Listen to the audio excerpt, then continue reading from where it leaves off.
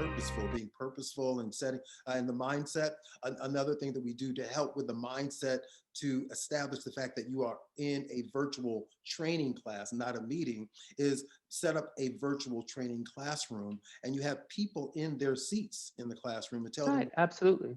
and you're able to sort of, have a conversation. You say, hey, Shane, who is in seat number 2, he's sitting next to Dina, which is in seat number 3. And so having an idea that you're sitting next to someone and setting up that mindset tends to be one of those things that people sort of find hokey in the very beginning, but appreciate as you move on, because now, even as a facilitator, I can call on Dina and say, Dina, who's sitting next to you in the virtual classroom? And she knows it's Shane. And so, it just adds a little bit of an element of establishing the right kind of mindset as well.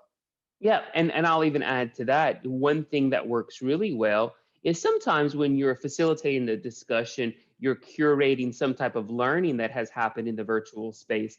When it's now time for the audience to interact, you could hear this.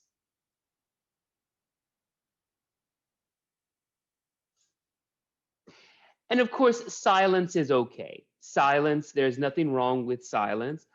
But we do need that level of engagement. What I have found so very helpful is sometimes it's okay to maybe call on an entire team within the learning activity. Mm-hmm. So, blue team, this question is for you. This discussion point is for you. Let's talk about it. And it amazes me how quickly people will start to answer. And it will then even get the ball rolling from when maybe it's no longer just the blue team, but now the whole cohort can chime in and converse.